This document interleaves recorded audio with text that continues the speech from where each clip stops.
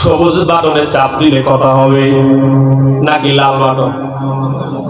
Button হলো দুইটা, একটা হলো রিসিভ বাটন, একটা হলো কেটে দেওয়ার জন্য পাওয়ার অফ বাটন। দুনিয়ার মুসলমান বাবাজিরা, এখন আপনি যদি বলেন আমার টাকায় আমি মোবাইল কিনছি, আমার বাবার টাকায় কিনছি, আমার মোবাইলে কল আসছে, মোবাইলের আবিষ্কারকের নীতিমালার উষ্টা মারি, আমার মোবাইলে কল আসছে, আমি সবুজ বাটনে চাপ দিয়ে কথা বলবো না, আমি লাল বাটনে চাপ দিয়ে কথা বলবো। বাংলাদেশের কোন মোবাইলে কথা যদি নাও হয়, কমপক্ষে উল্লাপাড়ার মোবাইলে লাল বাটনে চাপ দিলে কথা তো হবে হবে না? বলে কেন? বলে মোবাইলের আবিষ্কারক যিনি, তার নীতিমালা কথা যদি বলতে হয় কল আসলে সবুজ বাটনই চাপা লাগবে কিয়ামত পর্যন্ত। অর্থাৎ আপনার যতদিন হায়াত আছে নিজে কল আসলে লাল বাটনে চাপেন, পারলে 10 জনকে ভাড়া করে চাপেন, চাপতে চাপতে মারা যাবেন, কবরে যাবেন, কথা আর হচ্ছে না, কথা হয় না, ঠিক না? ঠিক বলে। বলে কেন? বলে মোবাইল সুন্দর মতে যদি চালাতে হয়, মোবাইল বানাইছেন যিনি, নীতিমালা অনুসরণ করা লাগবে তার কথা বলেন, ঠিক না? এবার আসেন আমরা গোলাম কার? আর জোরসে বলেন, এই জমিন কার? আল্লাহর জমিনে আল্লাহর গোলামেরা কিভাবে থাকবে? এই জন্য আল্লাহ বুঝি নীতিমালা দেয় না। ওই নীতিমালার নাম হলো 30 পারা কোরআন। ঠিক না? ঠিক বলেন। তাহলে দুনিয়ার মুসলমান মোবাইলের আবিষ্কারকের নীতিমালা আইন ফর্মুলা না মানলে মোবাইল যেমন ঠিক মতো চলে না, শান্তিতে চালানো যায় না। আল্লাহর জমিনে আল্লাহর গোলামেরা যদি আল্লাহর নীতিমালা, আল্লাহর আইন যদি মেনে না নেয়, সারাটা জীবন শান্তির সন্ধান করবে, শুধু লেখেই যাবে, বয়ান করেই যাবে, বয়ান দিয়েই যাবে, শান্তির সন্ধান ঠিকই করবে, কিন্তু কপালে শান্তি জুটবে না। জোরে বলেন না কেন? এক সরকার যার, এক সরকার আসে, সবার চেষ্টা একটাই, দেশকে ডিজিটাল বানানো, দেশের মানুষকে শান্তিতে রাখা, মাদক মুক্ত দেশ গড়া, হত্যা, রাহাজানি, খুন, চাঁদাবাজি, সন্ত্রাসী, দর্শন, লুটতরাজ সব বন্ধ করা। সবার উদ্দেশ্য নিয়ম এক এবং সবাই এটা করারও চেষ্টা করে, কথা ঠিক না? আমি কোন দলের পক্ষে বলছি না, সব দল যেই দলই ক্ষমতায় থাকে তারা বক্তব্য দেয় যে মাদক মুক্ত দেশ গড়ব, চেষ্টাও করে কিন্তু পারে না। বলে কেন পারে না? বলে ফর্মুলা নীতিমালা আল্লাহর জমিনে আল্লাহর গোলামেরা মানে না, নিজেরটা দিয়ে চেষ্টা করে, নিজের সিদ্ধান্ত অনুযায়ী সবুজ বাটনে চাপ দিলে যেমন কথা হয় না, ও দুনিয়ার মুসলমান, আল্লাহর জমিনে আল্লাহর নীতিমালাকে ওভারটেক করিয়া আব্রাহাম লিঙ্কনের মতাদর্শ দিয়া, মানুষের নীতিমালা দিয়া সংসদ ভবন, রাষ্ট্র যখন চলবে, ওই রাষ্ট্রের মানুষও শান্তিতে বসবাস করতে পারবে না, কথা বলে ঠিক না? আল্লাহর জমিনে আল্লাহর গোলাম শান্তিতে থাকতে পারবে তখন আল্লাহর নীতিমালা আইন জীবনে মেনে নেবে যখন, ঠিক না? ঠিক বলেন। রাগ করলেন নাকি? মুসলমান মানতে হবে আল কোরআন, বিকল্প কোনো কিছু নেই, কথা বলেন, ঠিক না? ঠিক। কোরআন মানবেন, হিরো হয়ে যাবেন, কোরআন মানবেন না, জিরো হয়ে জাহান্নামে যাবেন। ওমর ইসলাম কবুলের আগে, কোরআন কবুল করার আগে, কোরআনের পক্ষে আসার আগে ছিল জিরো।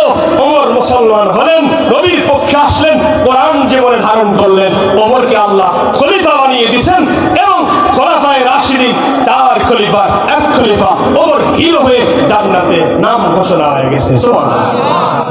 কোরআনের পক্ষে থাকলে লাভ আছে না নাই?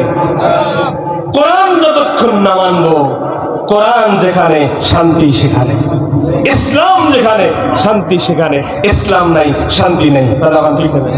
দেখবেন যেই ঘরের মানুষ 5 ওয়াক্ত নামাজ পড়ে, বাবা নামাজ পড়ে, মা নামাজ পড়ে, লক্ষ্য করে একটু খেয়াল করেন, ডাইনে বামে তাকায়া কত যুবক আছে, মা 5 ওয়াক্ত নামাজি, বাবা 5 ওয়াক্ত নামাজি, ওই ছেলেটা ওই মা বাবাকে সহজে ধমক দিয়ে কথা বলে না, কথা বলেন না, কিন্তু নামাজ নেই, রোজা নেই, হজ নেই, যাকাত নেই, দিন ধর্ম ইসলাম মানে না।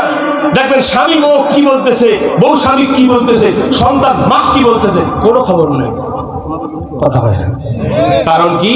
বলে ছোট্ট বাচ্চা সকালবেলা ঘুম থেকে যখন উঠে, মা যদি নামাজি হয়, সন্তান মা নামাজি মায়ের চেহারা দেখে, আল্লাহু আকবার। বাবা নামাজি হলে সন্তান বাবা নামাজি তার চেহারা তারা দেখে এর প্রভাব সন্তানের অন্তরে পড়ে। জোরে বলেন আল্লাহু আকবার। ভাইরা আমার খেয়াল করেন, শেষ 3 নাম্বার গেল। দুনিয়াতে এমন কিছু মানুষ আছে যারা ভালো মানুষের ষড়যন্ত্র করে, ঠিক না ঠিক? আমরা কখনোই ভালো নেক জিনিস নেক কাজ বিরোধিতা করব না। যারা নেকের পক্ষে ন্যায়ের পক্ষে তাদের সঙ্গী হব ইনশাআল্লাহ। অন্যায়ের পক্ষে যারা মুসলমান তার পক্ষে থাকতে পারে না। কথা বলেন ঠিক না ঠিক? কোরআনের পক্ষে যারা আমরা পক্ষে থাকবো তা, ঠিক না ঠিক? কোরআন যারা মানবে না, মাদ্রাসা মসজিদ যারা মানবে না, মুসলমান তাকে মানতে পারে না। কথা বলেন ঠিক নেই? এবার আসেন 4 নম্বর শেষ। বাইরে আমার জাহান্নামীরা বলবে, ও জান্নাতীরা শোনো, 4 নম্বর অপরাধ কি বলে? ওয়া কুন্না নুকাযযিবু বিয়াউমিদ্দিন। জোরে বলে আল্লাহু আকবার। ও জান্নাতীরা 4 নম্বর অপরাধ হলো দুনিয়ার জমিনে মানুষ যখন আমাদেরকে পরকালের কথা বলতো, কবরের কথা বলতো, তখন আমরা অস্বীকার করতাম। বলে কেমনে? দেখবেন আমরা যখন মানুষকে দাওয়াত দিই, কোরআনের কথা বলি, নামাজের কথা বলি, ভাই ভালো হন, নামাজ পড়েন, যদি নামাজ না পড়েন, ভালো কাজ না করেন, মরার পরে আল্লাহর কাছে কি জবাব দিবেন? ও বলে যে ওটা মরার পরে দেয়া লইব। আসুন এরকম বার্তা, মরার পরে কি হবে? তুই দেখবে গেছিল, মরার পরে কি হবে? ওটা তখন দেওয়া যাবে। পরকালের কথা বললে অস্বীকার করে। আল্লাহ পাক বলছেন 4 নম্বর অপরাধ। দুনিয়াতে ওলামায়ে কেরাম দিন বুঝাতো, ইসলাম বুঝাতো, পরকাল বুঝাতো, কবর বুঝাতো, কি এর বক্তব্য দেয়? এইগুলো মরার পরেই না দেওয়া যাবে। আসেনি 4 অপরাধের জন্য তারা জাহান্নামে যাবে। মালিকের 4 অপরাধ থেকে আমাদেরকে হেফাজত করুন।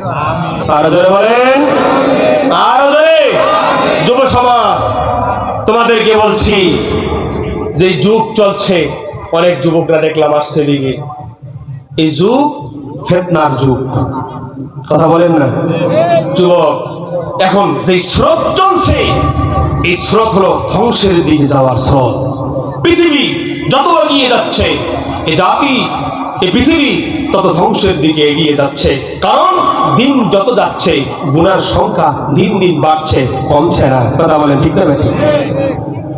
এই যুব সমাজ যখন ছোট ফোন ছিল, মোবাইল, তখন ইউটিউবের গুনাহ হতো না, ঠিক না বেঠিক? বলে ইউটিউব আসলে অ্যান্ড্রয়েড ফোন গুনাহ শুরু, ফেসবুক দিয়ে দিল, ফেসবুকের গুনাহ শুরু, টিকটক দিল, টিকটকের গুনাহ শুরু। কথা বলেন ঠিক?